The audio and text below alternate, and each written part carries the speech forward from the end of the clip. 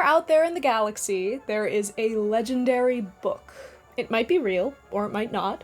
I mean, it's probably not, but you never know. It's outsold the Encyclopedia Galactica and cult hit 50 More Things to Do in Zero Gravity, and it can show you the marvels of the universe for less than 30 Altarian dollars a day. It's called The Hitchhiker's Guide to the Galaxy, and its success can be largely attributed to the fact that it has "Don't Panic" inscribed on its cover in large, friendly letters. The book about this probably fictional Hitchhiker's Guide, which is also called The Hitchhiker's Guide to the Galaxy, which was really confusing for the sake of my notes, is almost as remarkable. It was written by a man named Douglas Adams, who loved being a writer, but hated writing. It's a trilogy of 6 books, but also a radio play, a TV show, a live theater show, a comic book, a video game, and so much more. And all of these tell conflicting versions of the story that all seem to settle in on the same idea. The universe is a confusing and often disappointing place, and there's nothing you can do about it. But what's interesting is just how popular Hitchhiker's Guide was when it was coming out, and still is today. I know people that think the number 42 is funny, or know the term paranoid android, who have never even heard the name of Arthur Dent. The Hitchhiker's Guide to the Galaxy redefined the world of fiction and fantasy, revitalized the science fiction genre, and today I want to explore how. How did this story come to be? What does it mean? And why did so many people latch onto it? How is it that a frankly absurd story about a man and his towel could become a foundation of fantasy? I'm not gonna get too far into spoilers in this video, but I will be discussing at least the first book in the series at length. I am going to put more immediate spoiler warnings before things from the later books that, if you're gonna read them, you probably shouldn't have it spoiled just because they're great jokes or really great reveals, but I will warn you more immediately before I say that stuff. If you have no experience with The Hitchhiker's Guide to the Galaxy and don't care about spoilers, this is also gonna be a great video for you, because I'm gonna do my best to explain it as much as you can explain The Hitchhiker's Guide to the Galaxy as we go. Now, all of that being said, I am currently right now giving you permission to pause this video, put it into your watch later, and then come back after you've read every single one of Douglas Adams' books, because you'll have a fun time. Douglas Adams was born in March of 1952,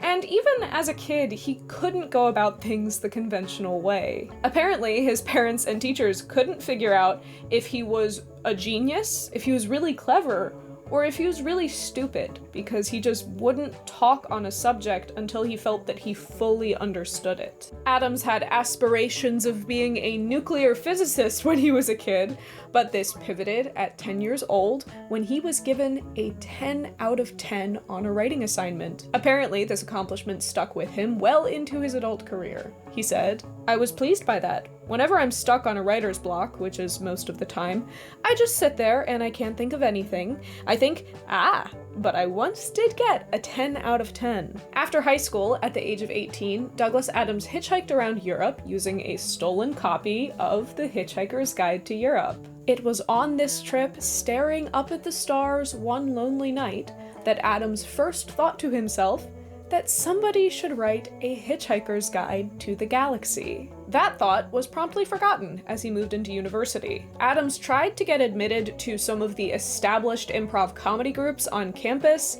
but they all found his humor to be a little bit too zany. He would get together with his friends to do improv comedy, but he eventually settled on the idea that he would rather be a writer primarily, rather than a performer. He graduated in 1974 and pretty immediately started floundering. He worked as a bodyguard for some rich families, but mostly he just kept trying to write, and just kept getting more and more behind on rent. Finally, he got in contact with Simon Brett, a producer for BBC Radio. Brett immediately saw why Adams' previous attempts at comedy had failed. His sense of humor was so unique, it was so particular to him, that he was being stifled by being shoved into other people's formats. Simon Brett decided to give him a chance with his own show to give the creative reins over completely, and what he got was the pilot of the Hitchhiker's Guide to the Galaxy radio play. It was a kind of simple, but very original premise, and although BBC executives were pretty skeptical going in, they eventually granted him a full 6 episodes. And surprisingly, or unsurprisingly, if you've ever listened to that radio play, it was a smash hit. Adams insisted that it be recorded in stereo, whereas typically the only programs that got to be recorded in stereo were dramas. He would spend days perfecting and layering sound effects and vocal effects, and he needed that stereo sound to immerse the audience. They called it a sound collage, and people were really excited by it. But beyond the high production value, The Hitchhiker's Guide to the Galaxy was also just really well written. It was quick, it was funny, it was poignant, but never too sappy. Star Wars had just flipped the public perception of science fiction, making it more mainstream acceptable than it ever was before, and Hitchhikers was kind of like Star Wars's edgy younger brother. Adams had managed to find something that resonated with nearly everyone. Science fiction fans liked it because it was science fiction. Humor fans liked it because it was funny. Radio fans got off on the quality of the stereo production. And most people liked it because it was accessible, fast, and funny. Within a year of that first season of the radio play's release, Adams was commissioned to write a Hitchhiker's novel, and he quickly got to work. Of course, I also forgot to mention that while he was waiting for Hitchhikers to get off the ground with BBC, he had submitted a couple of scripts to the Doctor Who team, and they really liked his work. So much so that they hired him right as Hitchhikers was getting going. Adams recalled, "At that time, I was writing the book, script editing the next series of Doctor Who, there were the stage productions of Hitchhikers going on, and the records were being made. I was writing the second series of Hitchhikers, and I was very close to blowing a fuse at the time.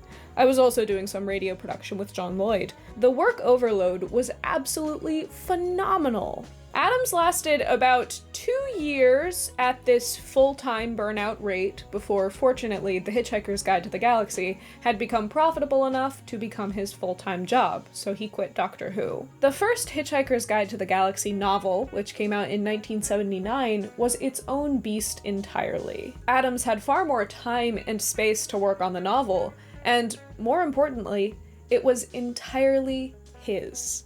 Creating a radio show requires collaboration. It requires actors, producers, co-writers, but the novel was all Adams all the way. This also meant that that first novel was severely procrastinated. Like I said before, Adams liked being a writer, but hated writing, and this often led to him missing deadlines or being late to deadlines. A lot of people have criticized the first Hitchhiker's novel for its really abrupt and sudden ending, and this was because apparently publishers practically ripped the half-finished draft out of his hands. But we're getting ahead of ourselves talking about the end. The first Hitchhiker's Guide to the Galaxy novel opens on Arthur Dent. He's British, he works in radio, and he's rather fond of the simple and sometimes annoying life and house that he's built for himself. This is unfortunate because on one particular morning, Arthur wakes up to find a cavalcade of bulldozers on his front lawn.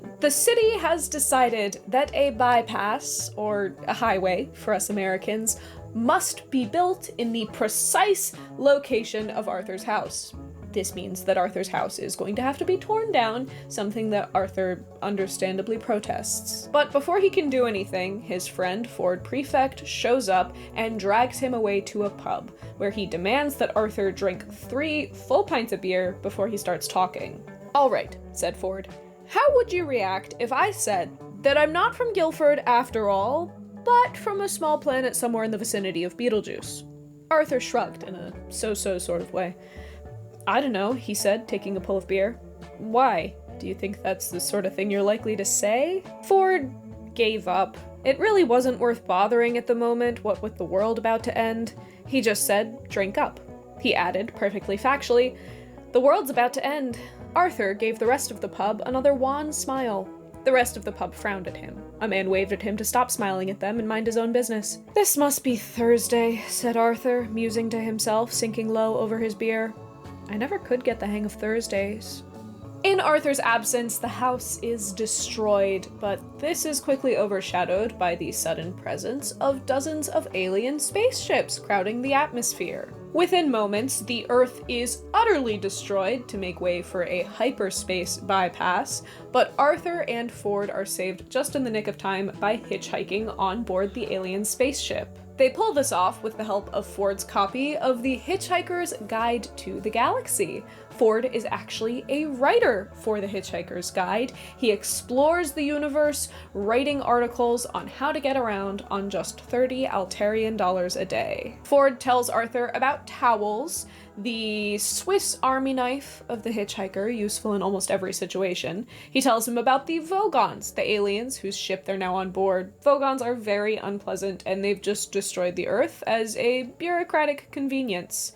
And of course, he shoves a babelfish into Arthur's ear. The Hitchhiker's Guide, which has a handy-dandy setting that reads articles out loud, explains, "The babelfish is small, yellow, and leech-like, and probably the oddest thing in the universe. It feeds on brainwave energy, not from its carrier, but from those around it. It absorbs all unconscious mental frequencies from this brainwave energy to nourish itself with. It then excretes into the mind of its carrier a telepathic matrix formed by combining the conscious thought frequencies with nerve signals, picked up from the speech centers of the brain which has supplied them. The practical upshot of all of this is that if you stick a babelfish in your ear, you can instantly understand anything said to you in any form of language." Meanwhile, the poor babelfish, by effectively removing all barriers to communication between different races and cultures, has caused more and bloodier wars than anything else in the history of creation. Luckily, for the sake of our worldwide politics, babelfish are not real. But if you want to learn a language yourself the organic way, you should check out this video's sponsor, Mondly. Mondly is one of the world's top 5 language learning apps with over 110 million users, and it's not hard to see why. Mondly focuses on practical lessons that you can use in your everyday life, recorded by actual native speakers to ensure authenticity. With the help of a chatbot and speech recognition technology, Mondly provides real-time feedback and helps you improve your pronunciation quickly without the need for a human teacher. And if you're interested in giving Mondly a try, you're in luck, because right now they are holding a back-to-school sale where you can get a 96% discount for lifetime access to all languages. Use my link, mondly.app/JessofTheShire, or click the link in my description to start learning the languages you've always wanted to learn. Thank you so much to Mondly for sponsoring this video, and thanks to all of you for checking out my sponsors when I have them. The universe, Arthur discovers, is a strangely familiar place. He finds himself mixed up with the fugitive figurehead president of the galaxy, Zaphod Beeblebrox, who is coincidentally traveling the stars with Arthur's one-time, almost human girlfriend dubbed Trillian. She and Arthur are the last survivors of the human race. Aboard the Heart of Gold, the most expensive and fanciest ship in the galaxy, fueled by an improbability drive, Arthur, Ford, Trillian, and Zaphod are left contemplating the curiously improbable coincidences that have brought them together. They're dragged along by the whims of Zaphod's second head, I forgot to mention that he has 2 heads, and also 3 arms, to the long-lost planet of Magrathea. They're given a rather rude greeting by the dormant planet of Magrathea as they send 2 missiles after them to try and scare them off, but with the help of the ship's improbability drive, these are transformed into a full-size sperm whale and a pot of petunias. The poor whale, who has suddenly been manifested miles above a planet's surface, only has a few gleeful moments to come to terms with its own existence before it meets a grisly end. The pot of petunias also does plummet, but its reaction is surprisingly different. Curiously enough, the only thing that went through the mind of the bowl of petunias as it fell was, "Oh no, not again." Many people have speculated that if we knew exactly why the bowl of petunias had thought that, we would know a lot more about the nature of the universe than we do now. Magrathea was once a thriving hub of business. They created luxury custom planets, but because there was an economic recession, they decided to hibernate until people had enough money to afford their services again. Only something has brought them out of their hibernation. One of their clients has called, reporting that their giant planet-sized supercomputer has been destroyed just 5 minutes before its computations were complete. This supercomputer had been designed millions of years ago by another supercomputer called Deep Thought. Deep Thought had been created by a race of pan-dimensional superbeings, and it was programmed to give them the answer to life, the universe, and everything. And after centuries, it finally came up with it. The answer to life, the universe, and everything was, according to its calculations, exactly and unavoidably 42. This, understandably, was a bit of a letdown, and so they asked Deep Thought, okay, if the answer is 42, then what's the question? Unfortunately, calculating the answer exceeded Deep Thought's processing capabilities. So instead, Deep Thought designed them another computer, one so huge and so massive that the calculations would require the input of life itself. With the help of the Magrathians, they created it. It was a pretty blue-green planet that we might know more familiarly as Earth. Arthur, who's given this news by an old Magrathian man whose name isn't important, is absolutely blown away by this news. You know, said Arthur thoughtfully, all of this explains a lot of things. All through my life, I've had this strange, unaccountable feeling that something was going on in the world. Something big, sinister even, and no one would tell me what it was. No, said the old man, that's just perfectly normal paranoia. Everyone in the universe has that. Everyone, said Arthur. Well, if everyone has that, perhaps it means something. Perhaps somewhere outside the universe we know... Maybe? Who cares? Said Slarty Bartfast before Arthur got too excited. Perhaps I'm old and tired, he continued, but I always think that the chances of finding out what really is going on are so absurdly remote that the only thing to do is to say hang the sense of it and just keep yourself occupied. The pan-dimensional superbeings took on the form of mice so that they could keep an up-close watch on human beings. It put them in the perfect position to experiment upon them. And for millions of years, this program had run, grinding out the great question of life, the universe, and everything. That was until a silly little clerical error had gotten the whole thing blown up just 5 minutes before they were able to figure it out. The mice, who had just booked a really glitzy and glammy speaking tour about the whole question-answer thing, were understandably upset about this loss. But luckily, with Arthur Dent here, they might have a solution. Since Arthur was part of this program, and he was there on the planet right up until it was destroyed, in all likelihood, he has the question locked away somewhere in his head.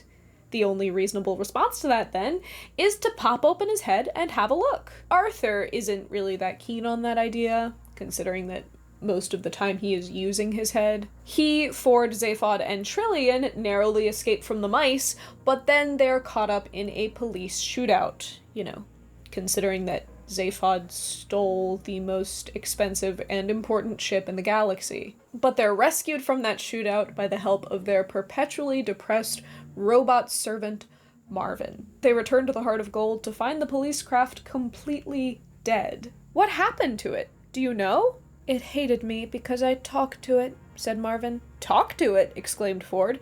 What do you mean you talked to it? Simple. I got very bored and depressed, so I went and plugged myself into its external computer feed. I talked to the computer at great length and explained my view of the universe to it, said Marvin. And what happened? Pressed Ford. It committed suicide, said Marvin, and stalked off. Back aboard the Heart of Gold, Zaphod offers to grab lunch at his favorite venue, the restaurant at the end of the universe, and the gang is off. And then the novel ends, rather abruptly, and perhaps not intentionally so, but it's still a fun ending. Now, I did have to skip a lot of things in that brief summary, but trust me when I say that there is so much to love about the first Hitchhiker's Guide to the Galaxy novel. As absolutely insane as I sounded when I was describing all of that, I swear within the internal logic of the story, it all makes such a weird sort of sense. If you haven't read this book, I highly recommend you get your hands on it. It's such a quick read and it is so worthwhile. Despite how great the radio play is, and it is fun, I think that the novel was the perfect form for this story to take. The format really allows Adams to go in depth with his tangents to explore the strangely familiar intricacies of his world. The book was released in 1979, and it was almost an instant classic. Within just the first 3 months, it sold 250,000 copies. Now, I could sit here and give you a million reasons for the runaway success of The Hitchhiker's Guide to the Galaxy, especially the novel. American audiences were excited to find something that didn't talk down to them. Sci-fi fans were glad to find something that was engaging sci-fi, but was also philosophically engaging and really funny. Fans of the radio show were excited to see the story that they already love be so expanded upon. Cult classics were just becoming a thing, sci-fi was mainstream, and it was really just a perfect storm. But honestly, I think it just kind of comes down to the fact that, it's a really good book.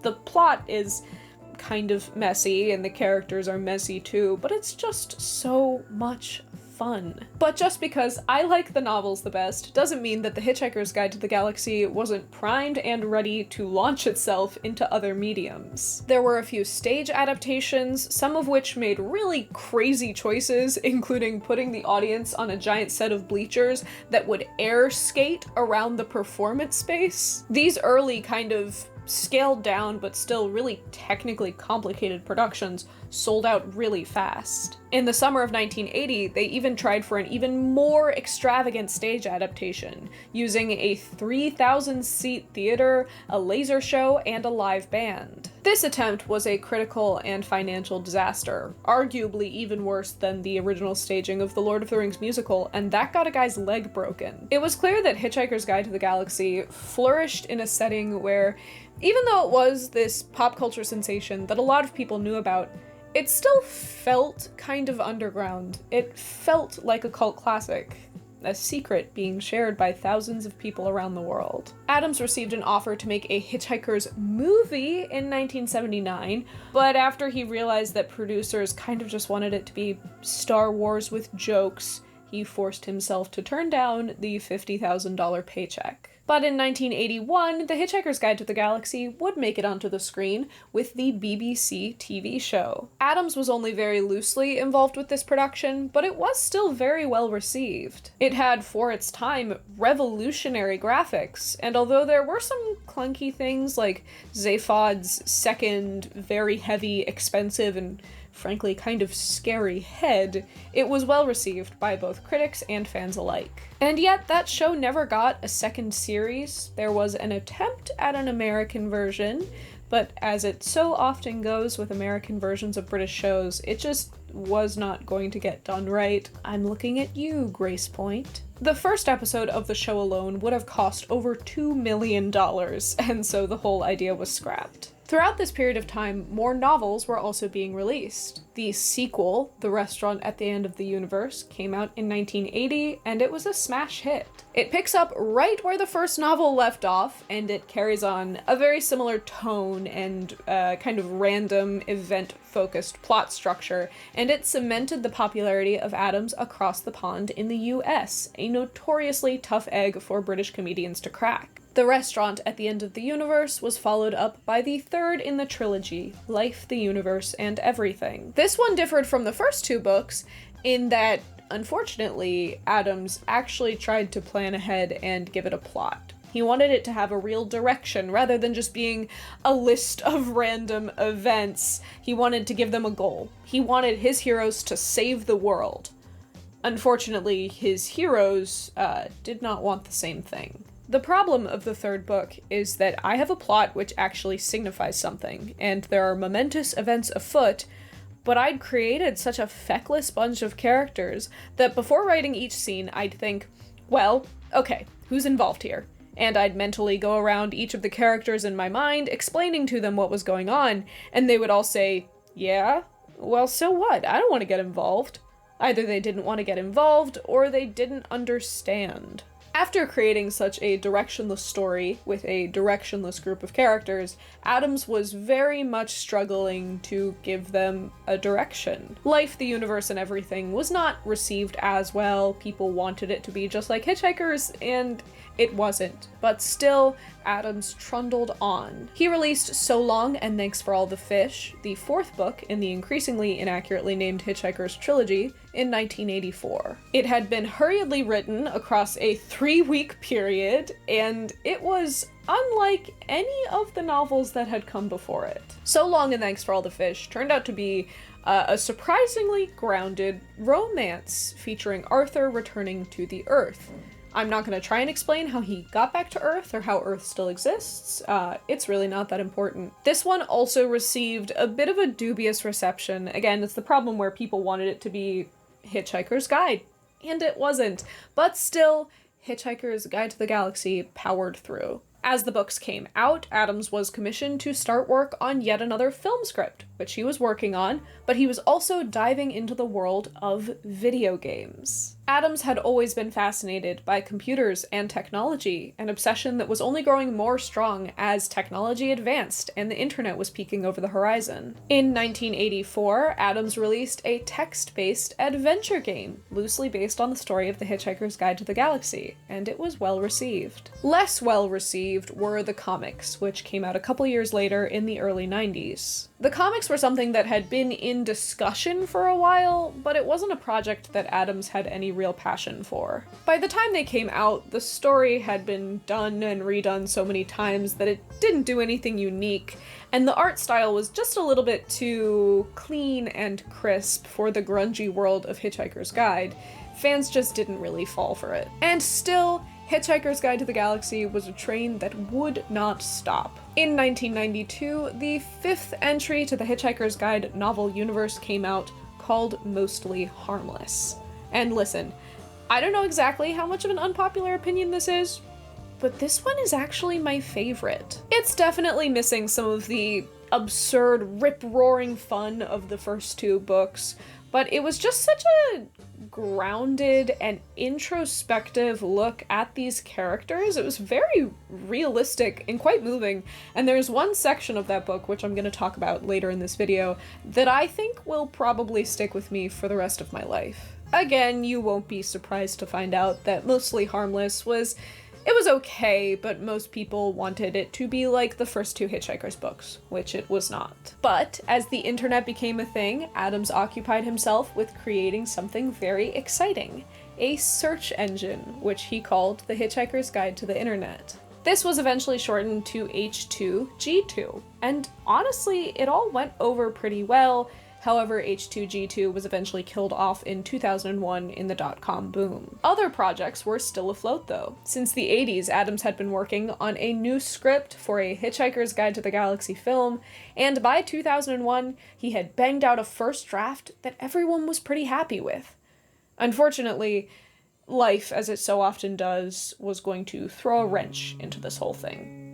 And it was a pretty big wrench. Douglas Adams passed away in May of 2001 from a heart attack. His funeral service would be broadcast online live by the BBC and would make history as the first church service to be live casted to the internet. Even from the grave, Adams was still innovating ways of technology and human connection. Progress with the movie, using the notes from Adams' script, rolled forward, and by April 28th, 2005, which is my birthday, actually, the Hitchhiker's Guide to the Galaxy film was finally released. Reception of this film was varied. Some people were mad that it didn't adhere to the canon, which is a little bit funny because the canon of the Hitchhiker's Guide to the Galaxy has always been a bit loosey-goosey. Plus, the major deviations from the canon were chosen and written by Douglas Adams, so it is what it is. The movie had a middling reception, but some people really liked it.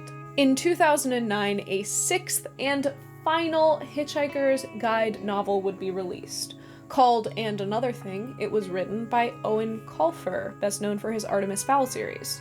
I've got to be honest, I did not actually read this one, but apparently reception was still kind of varied. It rounds out the series nicely, but it wasn't written by Adams, and it still was not going to capture the magic from those first two books. The Hitchhiker's Guide to the Galaxy is less one single coherent work, and more an amorphous blob of jokes, characters, ideas, and bits all circling around the brilliantly creative mind of Douglas Adams. It's hard to say what the one thing that made Hitchhiker's work was, what the thing that made it resonate with so many people in so many places, the thing that made it so people could not stop adapting it in so many forms, but I'm gonna do my best, because I think that the thing that makes it so special is the radical assurance that Hitchhikers offers us in the face of an absurd and possibly meaningless world. Famed sci-fi writer Isaac Asimov states that science fiction can be defined as that branch of literature which deals with the reaction of human beings to changes in science and technology.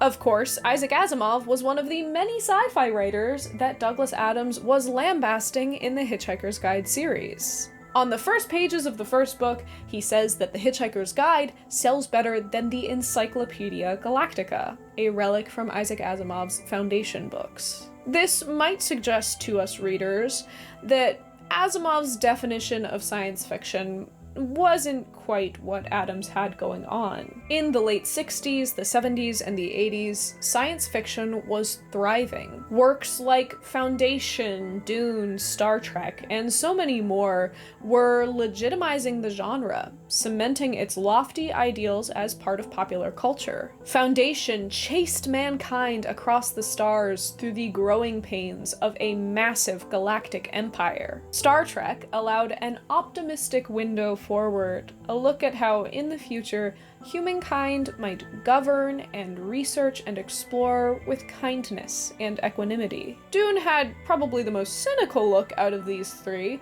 but it still established that human beings were these larger-than-life intellectual powerhouses whose intellects and decisions would play out the game of 4D chess across the cosmos. But all of these major works of sci-fi from this time presume, as Asimov's definition of sci-fi would suggest, that human beings will react to change. In the future, we will still be human, but we as humans will change, adapt, and grow as our technology does. Adams wasn't so confident about that whole thing, and that's why that first beat of The Hitchhiker's Guide to the Galaxy is so striking. We are introduced to a world where Arthur is bemoaning the sheer illogical nature of local government. They're going to knock down his house to build a bypass to get people from point A to point B when nobody even really knows what's at point B that makes it so necessary to get from A to B. They tell Arthur that the plans for this demolition were readily available for him to consult and to argue with, but it seems that they have a very specific definition of readily available. But Mr. Dent, the plans have been available in the local planning office for the last 9 months. Oh yes, well, as soon as I heard, I went straight round to see them yesterday afternoon. You hadn't exactly gone out of your way to call attention to them, had you? I mean, like, actually telling anybody or anything. But the plans were on display. On display? I eventually had to go down to the cellar to find them. That's the display department. With a torch. Ah, well, the lights had probably gone. So had the stairs. But look, you found the notice, didn't you? Yes, said Arthur. Yes, I did. It was on display in the bottom of a locked filing cabinet stuck in a disused lavatory with a sign on the door saying, "Beware of the leopard." There is such a frustrating meaninglessness to this whole ordeal. It is an ode to the infuriating nature of local bureaucracy. However, as Arthur soon discovers, it's not just local government that is laced with brainless bureaucrats. As the Vogon ships descend, an alien PA system crackles to life, breaking through the incomprehensible terror that has blanketed the planet. There's no point in acting all surprised about it. All the planning charts and demolition orders have been on display in your local planning department on Alpha Centauri for 50 of your Earth years, so you've had plenty of time to lodge any formal complaint, and it's far too late to start making a fuss about it now. Somebody somewhere must have manned a radio transmitter, located a wavelength, and broadcasted a message back to the Vogon ships to plead on behalf of the planet. Nobody ever heard what they said, they only heard the reply. The PA slammed back into life again. The voice was annoyed. It said, have never been to Alpha Centauri. For heaven's sake, mankind, it's only 4 light years away, you know. I'm sorry, but if you can't be bothered to take an interest in local affairs, that's your own lookout. Energize the demolition beams. Just as Arthur's poorhouse is reduced to rubble, the entirety of planet Earth is gone in a flash. This is Adam's first resounding cry against the conventions of science fiction. No, he says, people will not change. Life will not change. People are bothersome, stupid, and rude, and we're just gonna have to come to terms with that sooner or later. As we're launched further into this new, expansive galaxy, Adams continues to tear apart sci-fi conventions. Sci-fi has primed us to understand the robot companion. He's, perhaps he's overly polite and too helpful in a funny little way, or maybe he's a smart aleck who has a heart of gold. Or maybe, as Adams proposes, he is world-endingly miserable. Marvin is the robot on board the Heart of Gold spaceship, and he came pre-installed with what the manufacturers call genuine people personalities. Somewhere along the lines, it seems that the Sirius Cybernetic Corporation, who creates most of the galaxy's robots, they realized that emotions are important to reason. And this has been a point of debate among psychologists and philosophers for a very long time. They used to see emotions as a weakness, something that got in the way of truly critical thought. Of course, it is now widely acknowledged that, emotions are part of what makes us human. And being human is generally considered pretty important to reasoning as a human being. It makes sense then that somewhere along the lines we would have realized that robots will function better and be able to reason more as human beings if they have human emotions. They would need some basic sense of self. You need a point to think off of, a place where you are, a person who you are.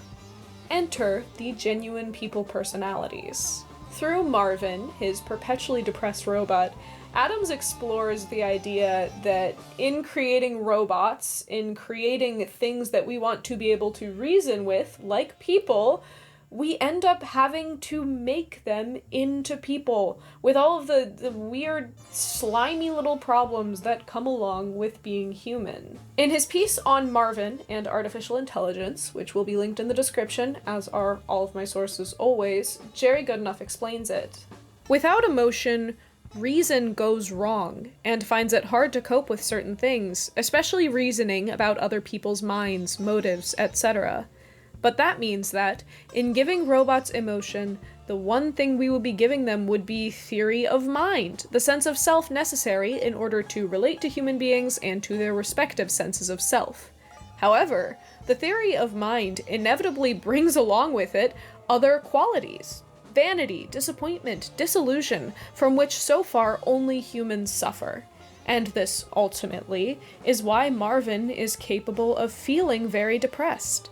In making him like ourselves, we inevitably have to make him so much like ourselves. Robots and shiny new tech are a nice idea, but as Adams points out, they rarely go just beyond being nice. People are, on the whole, rarely receptive to new technology. We get over it eventually, but not without years of grumbling about how our old flip phones didn't fall apart as much as these new fancy iPhones, or, you didn't have to charge a corded phone, or telegraphs really limited communication to the point where not everybody had to be so nosy all the time, or how messenger pigeons really brought a nice organic feeling to the whole thing. We kind of hate innovation. So why, even if we are up in space chatting to aliens and making robots, would that be any different? Now, I could talk for days about all of the different sci-fi tropes that The Hitchhiker's Guide to the Galaxy presents and then subsequently rips to pieces, but I think that one of the most prevalent ones is the idea that that advancement, traveling to the stars, meeting aliens, that all of these technological advancements, all of this future technology will bring us any closer to finding the answers to the questions that we really need to know. This plays out quite clearly in the first book. They use all of their technological pan-dimensional knowledge to create a supercomputer. A supercomputer that's finally going to give us the answer to life, the universe, and everything. But when we finally get that answer, it's 42.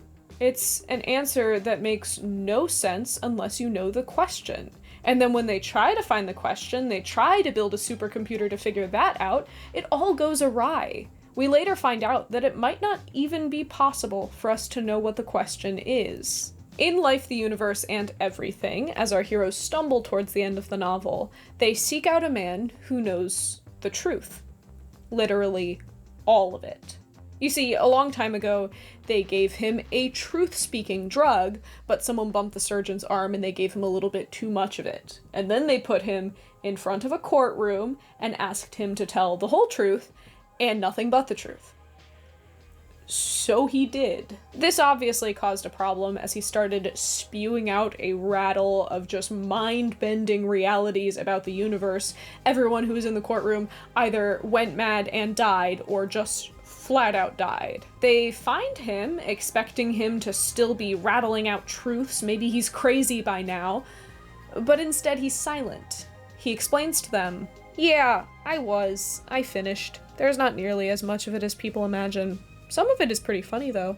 I'm afraid," he said at last, "that the question and the answer are mutually exclusive. Knowledge of one logically precludes knowledge of the other. It is impossible that both can ever be known about in the same universe." He paused again. Disappointment crept onto Arthur's face and snuggled down into its accustomed place. "Except," said Prack, struggling to sort a thought out, "if it happened, it seems that the question and the answer would just cancel each other out and take the universe with them, which would then be replaced by something even more bizarrely inexplicable. It is possible that this has already happened," he added with a weak smile, "but there is a certain amount of uncertainty about it." A little giggle brushed through him. Arthur sat down on a stool. "Oh well," he said with resignation. "I was just hoping there would be some sort of reason."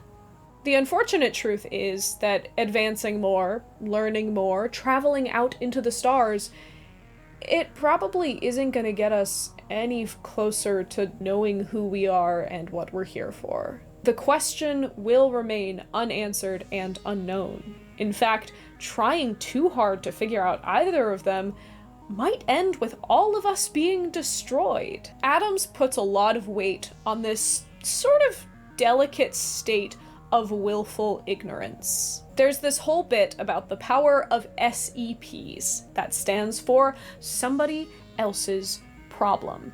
If we really truly believe that something is just not our problem, not our monkeys, not our circus, not something we have to deal with, in Adam's world, our brains can just edit that thing out, rendering it entirely invisible except to the very corner of your eye. Not only should we decide not to acknowledge and recognize some things, our brains are predisposed to it, and sometimes we do it without even thinking about it. This concept is also key to flying in the world of The Hitchhiker's Guide to the Galaxy. Adams explains that it's actually quite simple. The knack lies in learning how to throw yourself at the ground and miss. Arthur discovers this for himself when he's fleeing from his predestined nemesis, Agrajag. He ran with the fear of death in him, under him, over him, and grabbing hold of his hair, and suddenly he tripped again and was hurled forward by his considerable momentum. But just at the moment that he was about to hit the ground astonishingly hard, he saw lying directly in front of him a small navy blue holdall that he knew for a fact he had lost in the baggage retrieval system at Athens airport some 10 years in his personal timescale previously. And in his astonishment, he missed the ground completely and bobbed off into the air with his brain singing. It occurred to him almost instantly, with the instinctive correctness that self-preservation instills in the mind, that he mustn't try to think about it. That if he did, the law of gravity would suddenly glance sharply in his direction and demand to know what the hell he thought he was doing up there. and all would suddenly be lost. So much of science fiction is about asking questions. Who we will become, who we should become, how we will respond to the rapidly changing world around us. But Douglas Adams rewrote science fiction conventions to say resoundingly, we will be who we always have been, and there's really no use in putting up so much of a fight. Anything that we create in our image will, rather unfortunately, be a whole lot like us, and any attempts to wield technology to give us the answers to life will leave us right where we started. Scientific curiosity be damned. Sometimes it's far more fun to forget the laws of physics and let ourselves fly. Now, I am not going to try and argue that The Hitchhiker's Guide to the Galaxy is a perfect one-to-one representation of how the real world works. Please do not throw yourself off of any buildings in the hopes that you will forget that you're falling. Adams is writing from his own very particular worldview, one that says that trying to pull an answer out of the hat of the universe is as futile as trying to rescue your grandmother from the ravenous bug bladder beast of Trawl. The best example of this is the tragic tale of Agrajag. In Life, the Universe, and Everything, he briefly imprisons Arthur in what could best be described as a cathedral of hate. A cathedral of hate dedicated to one man in particular, Arthur Dent. You see, Arthur killed Agrajag, and then Agrajag reincarnated, and then Arthur killed him again. And then he reincarnated again, and Arthur killed him again, and again, and again, and every time that Agrajag has lived, Arthur Dent has brutally killed him. You turned my skin into a bag for keeping interesting stones in. I happen to know that because in my next life, I came back as a fly again, and you swatted me. Again. Only this time, you swatted me with the bag you'd made of my previous skin.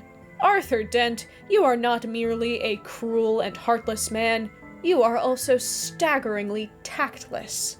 Now, this is a spoiler for Life, the Universe, and Everything, and also probably one of the greatest bits in the book. So go ahead and skip forward 30 seconds if you don't want to get it spoiled for you. But do you remember in the first book, when those missiles turned into a whale and a pot of petunias? Do you remember what that bowl of petunias said right before it fell to its death? It said, "Oh no, not again." Yeah, that was Agrajag too. So suffice it to say, Agrajag hates Arthur. He hates him so much, because the only way that he has been able to make sense of the cruel lives that he has lived again and again was to make Arthur the enemy. He has convinced himself that Arthur has it out for him. He is the final boss, and by killing him, Agrajag will finally be able to have peace. Karl R. Kropf explains, "For Agrajag, Arthur is fate, his inescapable destiny regardless of time and space. For Agrajag, Arthur is the meaning of life, the universe, and everything. Arthur is how it all turns out." Like any sentient being, Agrajag is trying to discover some meaning in his fate, and he can only conclude that Arthur must have some malevolent intent. Unfortunately, Arthur has no idea what he's talking about. He's never heard the name Agrajag, he's never thought of him, he's never schemed a thing. It is, as he's left explaining, somehow an unfortunate coincidence. However unlikely it seems, it's just happened this way. And in a weird way, that's kind of a microcosm for how all of Hitchhikers came to be. Adams liked writing, but he never had a great plan to become the mastermind of this Hitchhiker's Guide to the Galaxy universe. He usually wrote his books without planning ahead, just bouncing from idea to idea, oftentimes coming up with the joke first, and then writing back to the setup. After a while, it became pointless plotting too far in advance, because it never worked, since the vast body of the material arrived serially. I'd often reach a point where I'd go, if I knew I was gonna wind up here, I would have done something else there. So writing the books is usually an attempt to make sense of what I'd already done. which usually involves rather major surgery. His books were written in a mad, procrastination-fueled dash, and in fact, when he started to plan out his books, to plot them ahead of time, a lot of people said that they got worse. Arthur ceased being an everyman, the plots became too conventional, there was an attempt to have it all mean something. Every time Adams tried to get his books to say something on a real conscious level, it backfired. It would be a mistake to try and claim that Adams ever had a real plan for this world. But this works out because maybe plans are a little bit overrated. The Hitchhiker's Guide to the Galaxy goes to great lengths to refute the concept that there is a great plan. No, it says, you aren't really all that significant, and no, it doesn't all have to mean something. It probably doesn't mean anything. In the first book, we're all tricked momentarily into believing that there's something big going on. After all, the Earth was intelligently created and we are all part of this massive computer matrix. There really is a plan. There is something that we are supposed to be. There is a higher goal to all of this. Unfortunately, it turns out that this goal is to come up with a snazzy sounding answer so that two pan-dimensional beings wearing the bodies of mice can make a lot of money while going on their talk show circuit. Maybe, Adams suggests, even if there is one great big plan to all of this, it would be kind of underwhelming. This is a spoiler alert for the end of So Long and Thanks for All the Fish. Go ahead and skip to this timestamp if you don't want to get it spoiled. But at the end of that novel, Arthur and Marvin are on a journey to go and see God's final message to his creation. And they make this incredibly long trek. Marvin is on death's door, and they finally get to these mountains where, emblazoned in letters of fire, there is God's final message to the universe. And that message is, we apologize for the inconvenience. That's it. That's it from God. Agrajag's experience with Arthur may be taken as a paradigm of the reader's experience with Adams' novels, and humanity's experience with God's creation. Any attempt to make sense of the creation at large is doomed to failure, as surely as is any attempt to make conventional sense of Adams' novels. Now, hopefully, this hasn't all sent you into an existential spiral yet. The Hitchhiker's Guide to the Galaxy presents us with a universe that is meaningless. We want answers, we want them desperately, but we will probably never get them. So in light of that, what do we do? Well, there are a couple of options. In Life, the Universe, and Absurdity, Amy Kind tells us a couple of different conventional approaches to this problem. First of all, we could take a look at the works of Albert Camus, a French philosopher. He said that, sure, the world is meaningless, but we have to approach that idea with the right attitude. On his view, the only real solution to the problem of our existence is to wholeheartedly embrace it. Since we cannot evade or avoid the absurdity of our existence, for Camus does think that existence absurd, all we can do is to meet it with defiance. We are like Sisyphus, cursed to roll the boulder up that hill again and again. We will constantly always want answers and always be hit with the fact that we cannot have them. But Camus argues that with an attitude of defiance, we may take ownership of our fates back. It is a painful existence, but at least it is ours. If we were to pull a loose example from the works of Adams himself, it would be Wowbagger, the infinitely prolonged. He was a man with a purpose. Not a very good purpose, as he would have been the first to admit, but it was at least a purpose, and it did at least keep him on the move. Those who are born immortal instinctively know how to cope with it, but Wowbagger was not one of them. Indeed, he had come to hate them, the load of serene bastards. He had had his immortality thrust upon him by an unfortunate accident with an irrational particle accelerator, a liquid lunch, and a pair of rubber bands. Wowbagger, the infinitely prolonged, is immortal.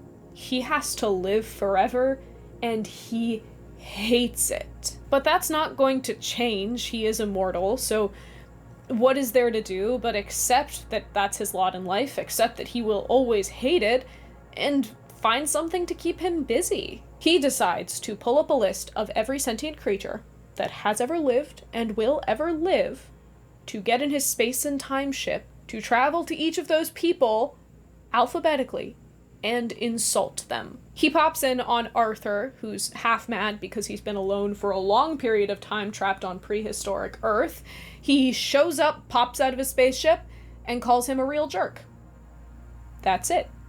That is Wowbagger's purpose in life. Is it a healthy purpose in life? Maybe not, but really, what is he supposed to do? The universe is meaningless and terrible, so he might as well find something really quite rude to do with his immortal life. The human condition is broken, and so maybe the best thing to do is just to maintain a distant, simmering level of rage about the whole thing. But that's not the only mentality. We could also come to accept rather than rage at the fact that absurdity is part of the human condition. We could, like Thomas Nagel, embrace the fact that absurdity is something that makes us human. Nagel is encouraging us to embrace our absurdity, because coming to recognize ourselves as absurd is a way of gaining insight into the truth about our own nature. It is not something to be regretted or resented. To me, this resonates well with the ideas of Adam's character, Wonko the Sane. Throughout The Hitchhiker's Guide to the Galaxy, characters weigh the pros and cons of losing one's mind, but Wonko the Sane suggests that we might have already done that. He lives in California, outside of an inside-out house. The house is inside out because Wonko has decided that the rest of the world is insane, and so he has enclosed them into a house. And then inside the house, which he considers to be the outside of the house, that is the one spot in the universe in which he may be sane. The rest of the world is insane, so they are kept outside of the inside of his house in what he calls an asylum. And the reason for this decision? It's toothpicks. Above the door to the outside, or the inside, I suppose, there's a plaque. They are the words that finally turned me into the hermit I have now become. It was quite sudden. I saw them, and I knew what I had to do. The sign said, "Hold stick near center of its length, moisten pointed end in mouth, insert in tooth space, blunt end next to gum, use gentle in-out motion." It seemed to me, said Wonko the Sane, that any civilization that has so far lost its head as to need to include a set of detailed instructions for use in a packet of toothpicks was no longer a civilization in which I could live and stay sane. Wonko the Sane is a man that, in his own specific way, has come to terms with the inherent absurdity of the human condition. He has found his way to cope with the fact that the world is crazy and not going to get any better anytime soon. But that's a tough pill to swallow. It is really hard to gracefully accept the inherent absurdity of the human condition, and you would be forgiven if every once in a while you're a little bit more like Wowbagger the Infinitely Prolonged, taking out your rage on the universe one person at a time. Fortunately, Adams offers us one more solution. Slarty Bartfast tells Arthur, "I always think that the chances of finding out what really is going on are so absurdly remote that the only thing to do is to say, hang the sense of it and just keep yourself occupied." Okay, so maybe everything is really bad. Maybe it doesn't mean anything. Maybe we'll never actually be able to figure it out one way or the other. We could be enraged by that, we could become complacent, or we could, as Adams suggests, do everything in our human capability to not bother with it. That is the joy of The Hitchhiker's Guide to the Galaxy. Every time this existential dread starts creeping in, they're really quick to find the next thing that excites them, the next planet, the next restaurant, the next person, a new thing to just keep them busy. Sometimes that is watching the universe implode in a dinner show. Sometimes it is stealing the most expensive ship in the galaxy. Sometimes it's crashing the world's longest party. And sometimes it's making sandwiches. I hinted at this earlier, but there is one section in Mostly Harmless that I fell in love with. Arthur Dent is gallivanting across the universe, trying to find one planet where he can settle down and find some semblance of happiness, when he crash lands on a primitive planet. He quickly learns that all of his galaxy-hopping skills, his hitchhiking abilities, his human intelligence mean nothing to these people. But there is one thing that they have never encountered. A sandwich. One day, Arthur makes a sandwich, and it just blows their minds. Adams then describes in detail the sandwich-making life that Arthur builds for himself on this planet. He is the premier and only sandwich maker there. He works with local blacksmiths to create the perfect knives for the job, a custom bread cutting knife, the perfect meat slicing knife, and even a spreading knife with perfect spring and smoothness. He works with the baker to make a custom sandwich loaf of bread. He becomes highly skilled at arranging the meat just right on the bread, and he has a dedicated sandwich apprentice, a highly coveted position, who puts all of the toppings on before closing the sandwich up. The very, very best of the meat would be saved from the feast and delivered cold to the sandwich maker. And the sandwich maker would exercise on it the skills that he had brought to them from the gods, and make the exquisite sandwiches of the third season, of which the whole village would partake before beginning, the next day, to prepare themselves for the rigors of the coming winter. Today he was just making ordinary sandwiches, if such delicacies so lovingly crafted could ever be called ordinary. Today his assistant was away, so the sandwich maker was applying his own garnish, which he was happy to do. He was happy with just about everything, in fact. I know I might sound insane when I say this, but that right there is everything I have ever wanted. To be given the time and respect to get really, really good at something. It's so simple. It is literally just sandwiches, but it's one of the many examples of how finding something simple and good to do might help a lot with the whole life is meaningless thing. That's not to say it's an easy thing to settle into that mentality and that it's easy to stay that way. Arthur's peace is disrupted soon by the entrance of his daughter, dropped off by her mother, Trillian. I feel I should clarify that Arthur and Trillian in the books never actually get together. There's just an incident with sperm banks and Arthur technically being the only living human, so that means he has a daughter, and this daughter is named Random. Random, thrust into this simple, peaceful existence, is not able to find the kind of peace that Arthur has locked onto. She is frustrated and confused, still trying to grapple with the big questions and losing. One parenting guide that Arthur reads says, "We live in strange times. We also live in strange places, each in a universe of our own. The people with whom we populate our universes are the shadows of whole other universes intersecting with our own."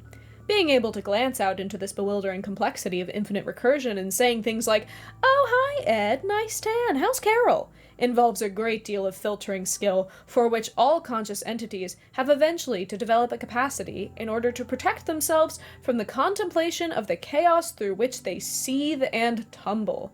So give your kid a break, okay? Random is convinced that by finding a non-destroyed version of Earth, the place where she should be at home, it'll all fix itself. She'll finally fit in. She runs off from Arthur to find this, launching a whole nother adventure, and eventually Arthur, Ford, and Trillian are left trying to convince her that everything's going to be okay as death closes in on them. "I want a home! I want to fit in somewhere," said Random. "This is not your home," said Trillian, still keeping her voice calm. "You don't have one. None of us have one. Hardly anybody has one anymore. I can't tell you where there is to go. Perhaps there isn't anywhere." I kind of assume that some people who watch this video aren't gonna fully agree with this idea. Maybe you have figured it out. Maybe you've found a way to make it make sense. Maybe life isn't meaningless to you. You have a purpose, and that's great. But I don't think that it means that the message of The Hitchhiker's Guide to the Galaxy is meaningless to you. I first encountered this story when I was probably 7 years old. 6, actually, if I'm doing my math right. And it was a weird time for me. My family had just made the move from the US to the English countryside, and I had no way to understand what that meant. Curiously, I did assume that England was trapped in a sepia color-graded film from like 1905. I assumed that there was no color and also no cars, and that everyone rode bikes and wore funny hats. Suffice it to say, I was really confused when we were flying over the country, and there were no airships, and there was grass. I've never been particularly good with change, and that was no different when I was a child. Everything around me was different. People talked different. I was in a new house. The air felt different. It was like I was on an alien planet. And you know what? The very first film that my family saw in theaters in England was The Hitchhiker's Guide to the Galaxy. Believe it or not, this did not help me make any more sense of what was going on around me. Or so I thought. There's something about the way that The Hitchhiker's Guide to the Galaxy braces you to expect, or at least accept, the unexpected. Things didn't really make all too much sense, but as long as you had your towel and some semblance of your wits about you, you were probably gonna make it through. I managed to fall in love with the Hitchhiker's Guide to the Galaxy ethos at a surprisingly young age. It stuck with me after watching that movie. I didn't read the books until this year, but it has always been very embedded into the cultural nexus around me. My parents loved it, and my older sisters had read the books, and so we were constantly doing bits about it. We would even play Baroquian Ultra Cricket together, a game described as a curious game which involved suddenly hitting people for no readily apparent reason and then running away. Now, yeah, I'll admit that the jury's still out on whether that was just an elaborate excuse for me to hit my sisters and not get in trouble, but there's such a freedom there, a radical acceptance of the unknown that still serves me today. It's okay if I don't understand new things, if I struggle with it. Because we all do, and we probably always will. So many aspects of The Hitchhiker's Guide to the Galaxy have infused themselves into pop culture, and I think it was very important that it so closely followed the heels of Star Wars, because just as the world was coming into knowledge about science fiction, they were given a very solid reminder that science fiction could be silly, but it could also still be important. It slotted neatly in with the humor of Monty Python and undoubtedly inspired authors such as Terry Pratchett to break and remake the genres that they loved. I also am just entranced by what a flexible story this is. Every adaptation of it has a different take on the story, and I think it's one of the first big examples of how certain stories can be absorbed into the worldwide pop culture and be completely transformed every time it's told. Before the days of the internet, that was a much more limited phenomenon, but The Hitchhiker's Guide to the Galaxy was really a trailblazer in terms of that. It perfectly balanced silly, funny nonsense with a truly rich emotional core. It told a message that could help anyone, from a confused 6-year-old to a confused grown adult. I was drawn and am drawn to Adam's works because the world is so big, and I am so small. And The Hitchhiker's Guide to the Galaxy was one of the only pieces of media that I could find that didn't tell me that I should be big, that I should be a hero, that I should be trying to save the world. Hitchhiker's Guide to the Galaxy said, you are small, so why don't you have fun? And I think that no matter what you believe, that kind of radical acceptance is really good. As The Hitchhiker's Guide to the Galaxy says, don't panic. It's all mostly harmless anyway. I covered a lot in this video, but believe it or not, I actually do still have some things to say about hitchhikers, even if I am constantly enraged by the long and convoluted titles that Adams chose for his books. Yeah, you try typing out "so long and thanks for all the fish" 5 times fast. The acronym doesn't even help. Anyway, I have some ideas cooking, one about Arthur Dent, Bilbo Baggins, and the idea of the British everyman. So, you know, that'll be coming sometime in the next couple of weeks or months, probably within the year, if I'm lucky. So, you know, stick around to check that out. In the comments, let me know if you've ever read, watched, listened to, played any of Adam's works, and what you think. And if you're feeling it, let me know what your favorite joke from the series is. Mine is probably the bowl of petunias. Big videos like this one on new topics are made possible by the financial and psychological support of my patrons and the folks on my Patreon Discord. I love making videos like this, and I am just so grateful. So check that out, linked in the description if you want to see it. Like this video and consider sharing it with a friend if you want other people to see it, because the almighty algorithm really hates it when I talk about new things. And consider subscribing if you want to join me here every week to chat about the art of storytelling. Thank you so much for joining me this week. Remember, don't panic, and I hope that you have a very happy, hobbity day.